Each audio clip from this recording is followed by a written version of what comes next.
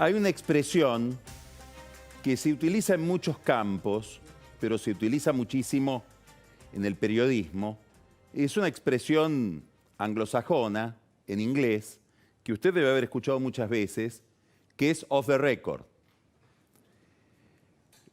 ¿Qué es el off the record? Son las expresiones de distintas fuentes que se manifiestan a través de los medios, que los periodistas capturamos, registramos, sin identidad,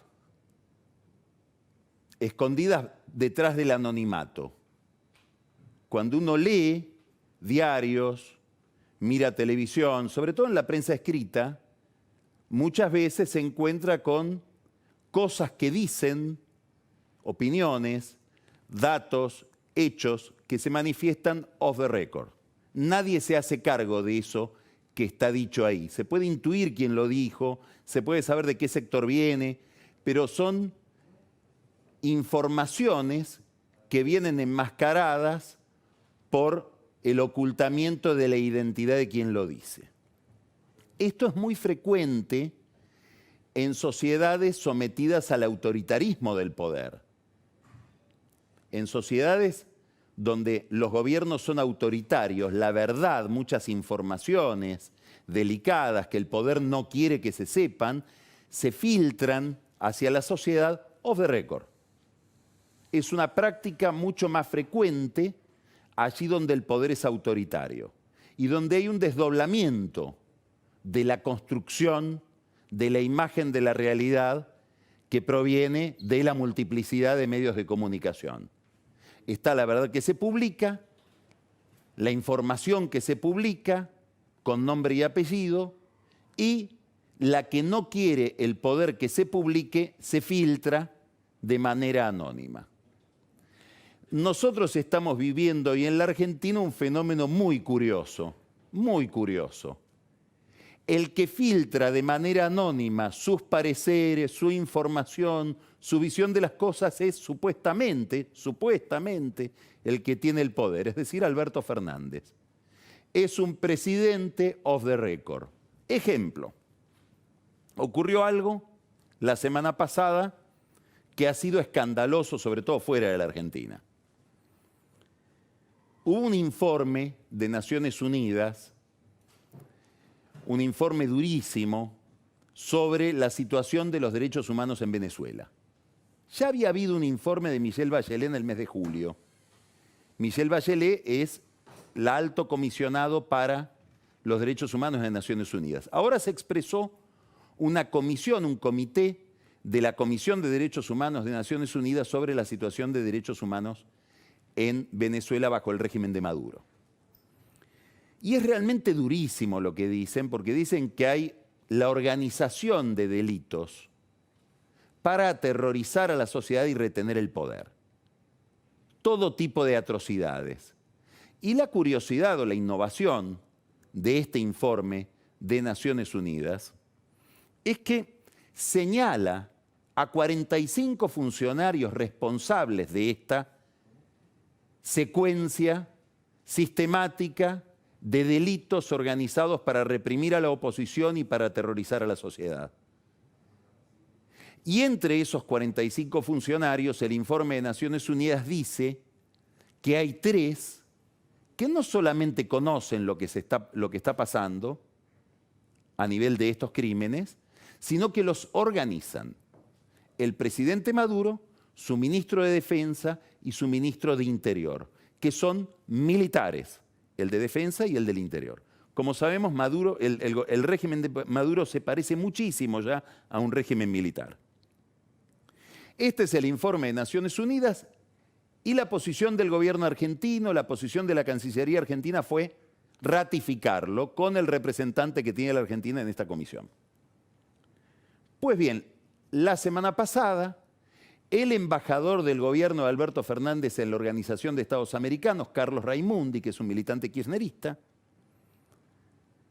manifestó que él conocía ese informe, pero que no podía adherir totalmente a esto, lo dijo en una asamblea virtual de la OEA, porque es un informe sesgado, para saber bien lo que sucede, para ubicar correctamente este informe sobre las atrocidades que suceden en Venezuela con crímenes de lesa humanidad, identificados con personas con nombre y apellido, habría que tener en cuenta que los venezolanos la están pasando mal por el bloqueo económico, etcétera, etcétera. Eso es la posición del embajador Raimundi, no es la posición del gobierno argentino. Más todavía, tengo entendido de que la Cancillería le dio instrucciones en sentido contrario, para que adhiriera a este informe de Naciones Unidas. Con independencia de lo que Raimundi crea o diga, desobedeció las instrucciones que le dio su propio gobierno. En cualquier cancillería del mundo ya lo hubieran echado. Él sigue siendo embajador en la OEA y lo único que sabemos es que, off the record, desde la Casa Rosada se deja trascender que esas no eran las instrucciones que tenía, ni es mucho menos la posición del presidente Fernández sobre el informe de Naciones Unidas.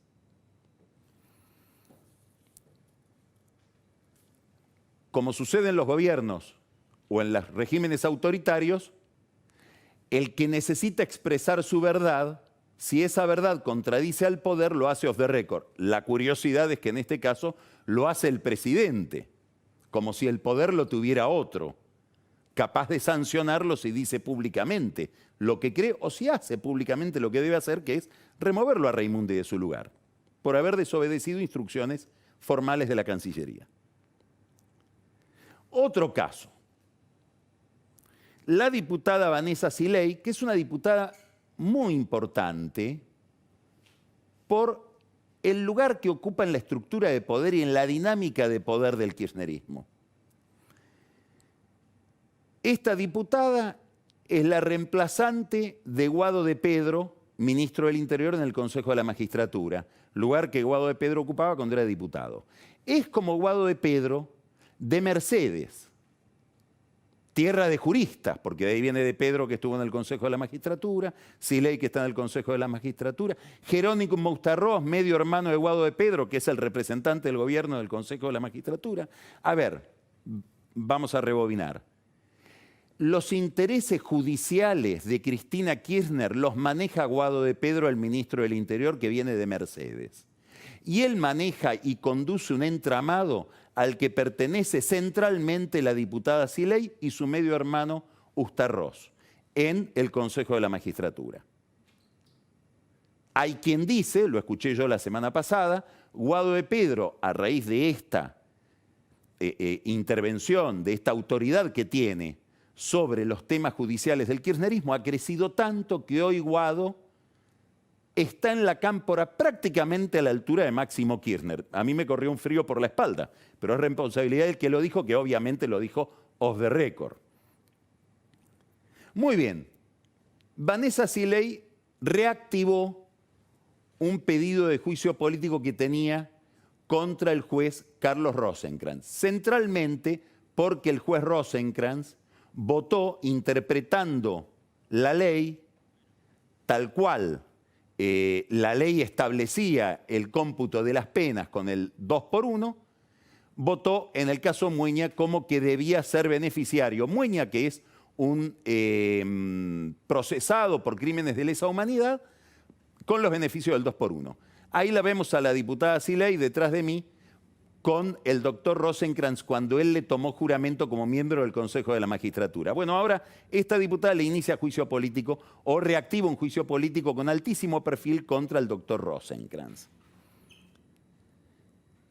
Hubo 3 jueces que votaron como Rosenkrantz, solamente se le aplica o se inicia el juicio político, se reactiva ese viejo juicio político para el caso del doctor Rosenkrantz, al que el gobierno identifica como el más activo opositor a la revocación del traslado de los jueces Bruglia, Bertuzzi y Castelli. Es curioso el tipo de argumentos que usa la diputada Siley. Por ejemplo, dice que Rosenkrantz, en aquel caso donde él vota a favor del 2×1, en el caso Mueña, hirió la sensibilidad popular. estuvo en contra de lo que opina la opinión pública. Entonces estamos con una diputada que tiene un poder enorme por el grupo al que pertenece. Es imposible pensar que ella hizo esto sin una instrucción de Guado de Pedro o sin una autorización de Guado de Pedro. Es imposible pensar que lo haya hecho sin una autorización de Cristina. Es decir, no es Raimundi que desobedece las órdenes, las cumple Siley. Entonces estamos con una diputada que es ligada al ministro del Interior, ligada a la vicepresidenta, forma parte de la Cámpora, que acusa a un juez por herir la sensibilidad de la opinión pública y pide que se inicie en el Congreso una remoción de ese juez por lo que el juez dice en sus sentencias, por el contenido del fallo, no porque haya violado las formas. ¿Algo más parecido que esto al lawfare? Al lawfare que Cristina reprochaba que iba contra ella en la época de Macri. Esto es un caso típico de lawfare, es decir, de presión sobre un juez porque no me gustan sus fallos. El presidente Fernández, tengo entendido, le pidió al legislador porteño, kirchnerista, Leandro Santoro, que haga declaraciones desautorizando tímidamente la iniciativa del juicio político de la diputada Siley, que, insisto, pertenece a la estructura íntima del grupo que maneja los intereses judiciales de Cristina Kirchner en este momento en el gobierno. Bueno, Leandro Santoro, que es un legislador porteño muy ligado a Alberto Fernández, dice: me sorprendió lo del juicio político, la verdad que no estaba previsto, no creo que sea parte de la agenda en este momento del gobierno, cuando tenemos tantos problemas con la economía, no sé si en La Ferrer, en Formosa, esto será parte de la agenda de la gente, estar discutiendo la Corte. Un argumento bastante similar al que le dijo en la Cámara de Senadores Martín Lustó a Cristina Kirchner cuando se discutió el tema de los 3 jueces trasladados. Dice: hablé con Alberto Fernández, no noté que él estuviera al tanto de esto, no sé si estuvo al tanto, pero la verdad que no hablamos del tema. Es decir, intentó por orden del presidente, tengo entendido, bajarle el precio a lo que dijo la diputada Siley. Le salió a contestar indirectamente Leopoldo Moró. Una curiosidad graciosa, es el ex suegro de Santoro. No sabemos si fue porque Moró tomó la iniciativa, porque se lo pidió Máximo Kirchner o porque se lo pidió Cristina Kirchner. Lo cierto es que Moró salió a decir abiertamente que toda la Corte está agotada. Y desde su banca de diputado caracterizó por qué cada uno de los miembros de la Corte están agotados. Inclusive con una caracterización bastante rara en el caso, por ejemplo, de Maqueda, que dice: tengo respeto personal por él, pero está en una zona de confort. Aparentemente habría que iniciarle también juicio político al que está en una zona de confort que no sabemos qué quiere decir. Rosenkrantz hoy también intervino en el debate y le contestó los argumentos a Siley, desmontando las acusaciones que ella hacía para fundar el juicio político.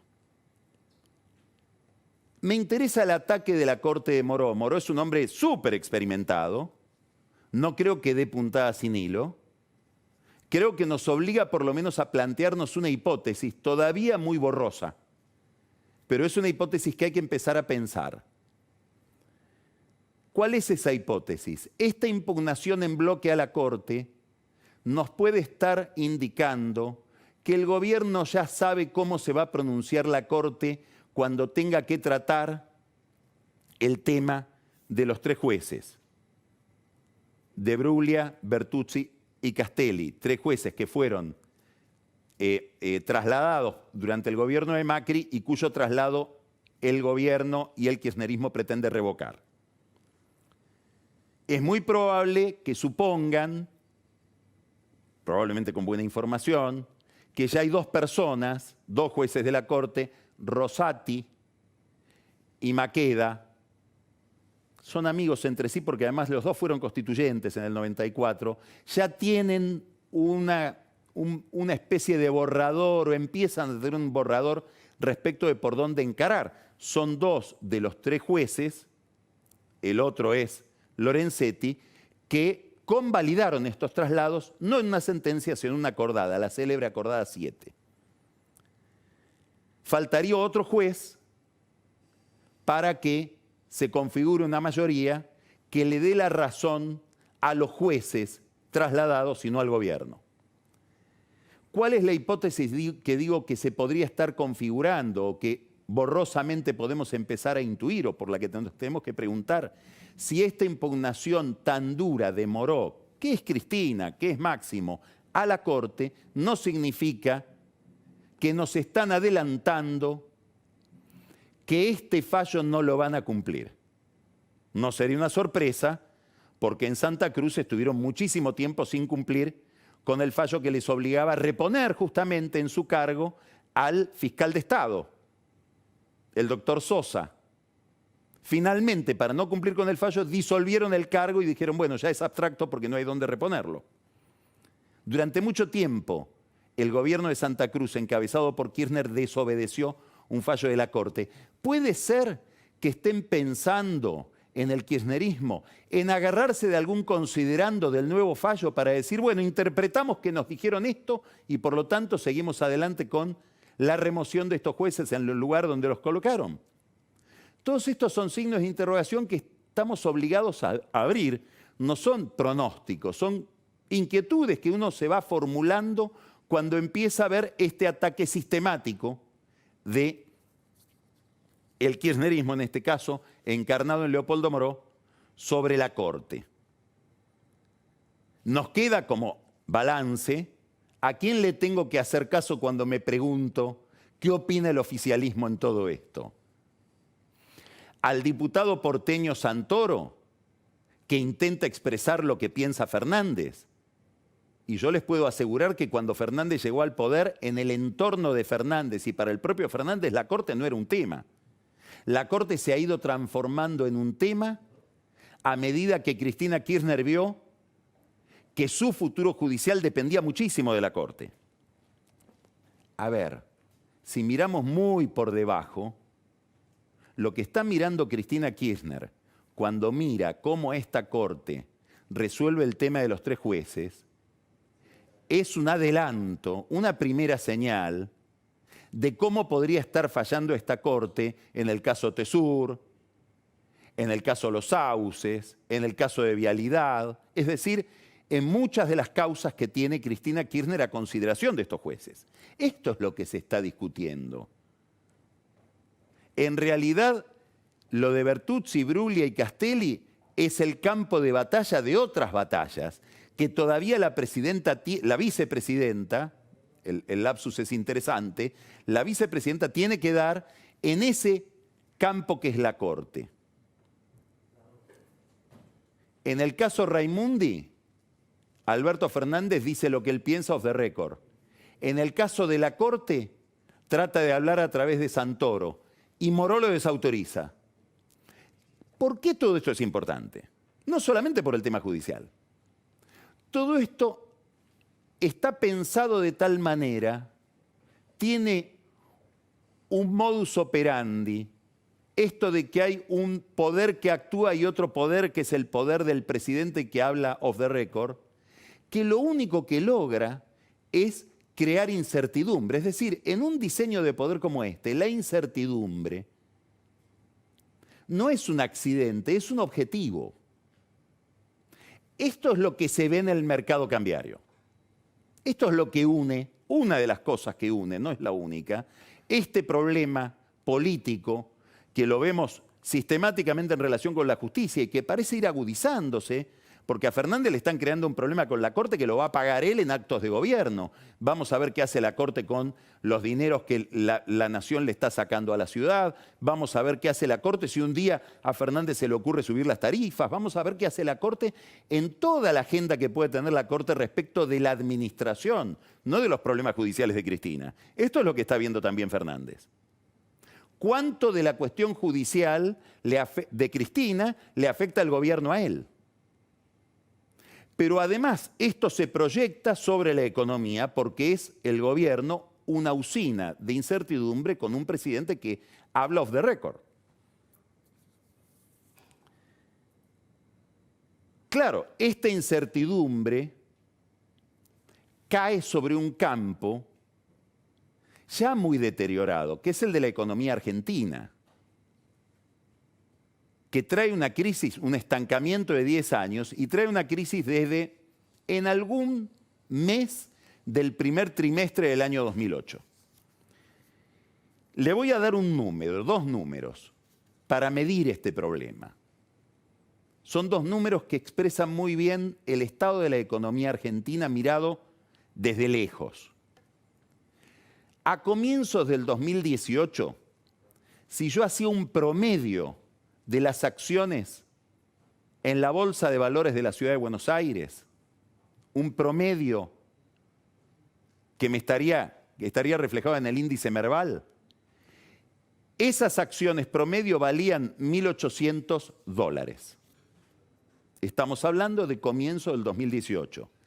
Ese índice, ese promedio, hoy vale $280. De 1.800 a 280. Si tomo esa caída, la mitad de esa caída corresponde al año 2020, es decir, es desde comienzos de año hasta ahora. ¿De qué estoy hablando? Estoy hablando de un derrumbe de la bolsa que ¿qué está indicando? Está indicando lo que opinan los mercados respecto de la viabilidad de los negocios en la Argentina, de cómo le puede ir a una empresa que hace negocios en la Argentina. Y hay expertos en finanzas que dicen, seguí esperando la caída porque no sabemos cuál va a ser el piso, pero el piso puede ser de acá a fin de año de 280 a 150.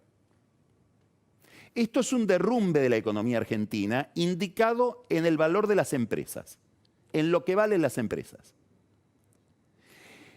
Para revertir esta tendencia se necesitan señales muy claras y el gobierno está diseñado políticamente para emitir señales confusas. Este es un problema central, que es la incertidumbre política que afecta la marcha de la economía en un momento donde, según la última encuesta que hizo Federico Aurelio, la principal preocupación de los argentinos ha dejado de ser la salud y pasó a ser la economía. El 39% de los encuestados dicen mi principal problema es económico. En segundo lugar está el problema de la inseguridad, 28%. En tercer lugar está el coronavirus y la salud, 27%. Estas son las prioridades de hoy de la sociedad. Por eso esto de la bolsa importa y por eso la incertidumbre política que se proyecta sobre la economía es muy importante. Ahora, además de incertidumbre política, se agregan malas señales ya no políticas, técnicas. Por ejemplo, las que se evidenciaron en el mercado de cambios. Hay una caída de reservas. A ver si tolera algunos números más. El miércoles pasado, antes de que se conociera el nuevo paquete de medidas económicas del jueves, que en realidad salieron hoy en el boletín oficial, no sabemos por qué no salieron el viernes. El miércoles pasado hubo una caída más de todas las que se vienen produciendo de $103 millones en los depósitos bancarios de la gente. La gente retira los dólares pensando que como faltan dólares puede haber un corralito en dólares. Hubo la otra semana un paquete de medidas del Banco Central con distintos tipos de regulaciones. Usted las debe recordar, regulaciones para retirar $200, regulaciones para que las empresas no puedan pagar sus deudas en dólares. Bueno, desde esas medidas que tomó Miguel Pelle en el Banco Central hasta ahora, las reservas cayeron $1.234 millones.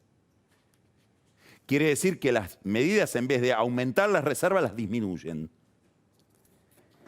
Y si tomo lo que pasó con las reservas desde el 15 de agosto hasta ahora, la caída es de $1.323 millones. Esto se llama incertidumbre. El gobierno, la semana pasada, cambió de enfoque. El gobierno pasó, no de enfoque, de táctica, pasó de Pelle a Guzmán. Pelle, ¿qué estrategia tenía frente a la caída de reservas? Poner cepo, poner murallas con puertas para que no salgan las reservas. Ahora intenta Guzmán, con este nuevo paquete de medidas, promover la oferta de dólares, que entren reservas, no que no salgan. Están las medidas de Pelle para que no salgan, pero él intenta promover la oferta de dólares, sobre todo en el sector exportador. Baja relativamente poco las retenciones. Los economistas tienden a pensar, después vamos a hablar con Marcos Buscaglia, pero los economistas tienden a pensar que el productor de granos no se entusiasma con esto para venderle al exportador, es decir, a la cerealera que exporta esos granos, que exporta esa soja. ¿Por qué? Porque está mirando la brecha cambiaria. El productor de granos sigue esperando que se produzca la devaluación que está indicada en la brecha cambiaria y en todas las medidas del gobierno que nos va diciendo no tenemos dólares, por lo tanto este valor del dólar oficial es artificial. El dólar se va a parecer mucho más al dólar blue o al contado con liquidación. Entonces, aunque bajen las retenciones, la baja de retenciones es nada comparado con la diferencia que pueden hacer con esos dólares con forma de poroto de soja que guardan en los silobolsas. El que sí puede tener un estímulo para ofrecer dólares es la cerealera, porque acá el gobierno tomó una medida muy importante. Revierte una medida de Macri. Macri había establecido, había terminado con un diferencial de retenciones que hay entre el productor de granos y la cerealera que convierte esos granos en aceite. En un negocio de margen muy pequeño, al disminuir esa diferencia, creó problemas en muchas cerealeras. Por ejemplo, en Vicentín. Los de Vicentín cuentan que uno de los problemas que tuvieron fue esa eliminación del diferencial de retenciones puesto en funcionamiento por el gobierno de Macri. Ahora el gobierno de Alberto Fernández repone ese diferencial. Quiere decir que las grandes cerealeras, que en realidad en general son multinacionales, que son las aceiteras, las que producen, muelen el grano y hacen el aceite de soja, están con la posibilidad durante un periodo de vender ese aceite con menos retención.